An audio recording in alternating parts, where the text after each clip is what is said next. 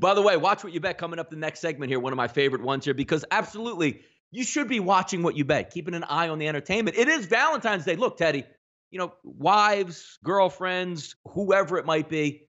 It's a nice day on Valentine's Day. Stay in and watch Houston. Can you persuade your significant other to stay in and watch Houston and UConn? If you have some money on the game, if you share those winnings with your loved one there, they can stay in, get the pizza, relax, enjoy it, and watch it. We're going to head up to the XL Center, 7 p.m. Eastern time tonight on ESPN, the Houston Cougars and the UConn Huskies, currently sitting at +8, total of 138.5. The one thing you have to like, Teddy, which we looked last night, and we saw how well Portland does at home, especially against Western Conference foes. They cashed the ticket. Take a look at the Cougars. 6-1 straight up and ATS on the road this year. 8-3 against the spread in conference play, and a perfect 3-0 as a road favorite. Houston coming in with the hot hand.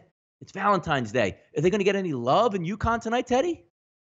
That's what it is. The question is whether the home team is going to get any love tonight. Dan Hurley, what do we say with this UConn Huskies team right now? They've had a ton of injuries this season. They haven't played good basketball at any point. Obviously 0 for on the road for the campaign, and certainly not a team that we trust to hang with a quality foe like Houston. And we talked about the injuries. Adams out. They were able to get something from Christian Vital. He still had 13 points. Tyler Polley scored 15 in the second half, 20 overall. But the low post play just isn't there. Josh Carlton had a terrible game against Memphis. He fouled out after playing only 14 and a half minutes, getting only 1 rebound in that contest. And when you have a roster that's limited with injuries and you're stepping up in class, you need to get production from everyone that you can. Eric Cava had 11 boards in 25 minutes off the bench, but the guy couldn't hit a shot during that contest. And they're not a deep team to begin with. So is this a spot where I expect this home dog to be alive and fired up? No. Houston's a better team. I expect the Cougars to win. The question, are they going to win by margin? And this isn't a back up the dump truck game, but this is not a spot where I'm like, live dog, live home dog, pay attention, ding, ding, ding. UConn's no good. Yeah, Teddy, by the way, in this game also, talking about lines that are on the move, when we looked at the total there, opened up around 140. That says a sharp movement downward to 136, and certainly playing off those injuries. We know how well Houston plays on defense, and now you're saying, all right, we're going to take away some scores from UConn here. Agreeing with that line movement, probably certain, but 4-point swing down low. Boy, somebody's on to something here. Yeah, and again, when you're talking about moving a college basketball total, all right, we're not talking about huge sums of money. The limits, even at the books that cater to wise guy bettors, are relatively small. So what you see is when the big players get involved with a total move, especially early in the morning, they're spreading it out everywhere they can to try to get as much down as they can. And you see these lines move really, really fast, and sometimes fairly dramatically. Yes, this is a 4-point move in a hurry on the under tonight. And frankly, makes a ton of sense when you're talking about a team missing their starting backcourt and stepping up in class against a strong defensive foe. Absolutely. It looks like even 135.5 showing up at there. Next one here on the hard court out west. Hey, look, 11 p.m. You can get a whole nice double-header night sitting at home with your significant other on the couch and making some money doing it. Killian Tilly not going to be available for Gonzaga. But sometimes just getting over that mental hurdle, Teddy, of saying, you know what, I can't go against Gonzaga. But it looks like the line is dropping in your favor if you are looking to take Gonzaga. Opens up at 20.5 offshore, 19.5 prevalent across the board. But the Zags, Teddy, 18-7 against the number this year. If we take a look at Loyola Marymount on the season, 0-1 ATS as a home dog, 5-6 ATS versus conference foes here. Sometimes we take that whole look at the Golden State approach. Boy, I just want to take Golden State, and I can't bet against Golden State. You made a lot of money already, but there is, look, we'll see how long this extension can go in an ATS cover. But now you're going on the road, Teddy, going to L.A. and looking to cover 20 in order to cash that ticket here. Yeah, let's talk basic handicapping theory here for a minute because it makes a lot of sense in a matchup like this.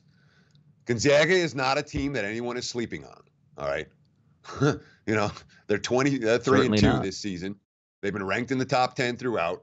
They're 18-7 against the spread in their first 25 line games. So you have a team that has an enormous betting bandwagon already, and who anyone's been backing has continued to back and has made money, and the bandwagon gets bigger and bigger and bigger by the week. And now you see them laying a price like this. Loyola's doesn't stink. This is not a garbage West Coast Conference team. You know, what are they? They're an 18. What's their record? They got a really good. I mean, I was 17-8, not 18-7. They were 17-8 on the campaign. They've been winning at home. No, they haven't been point spread juggernaut at home, but they also haven't been losing games by 20 at home. You know, they're not hot garbage. They can play defense. From a pure value standpoint, the only way that I can look in this one is towards the home dog. There was a ton of money to be made with Gonzaga. Hopefully you made it. There may well be money to be made with Gonzaga again in March, especially if they go on some kind of extended run in the big dance. But at this stage of the campaign, for the next couple of weeks, you're going to tell me in the next 5 games, you're going to make money betting Gonzaga if you bet them blindly? No. 2-3 at best, ATS. In my opinion, there's just not a whole lot of value with the Zags at this stage of the campaign.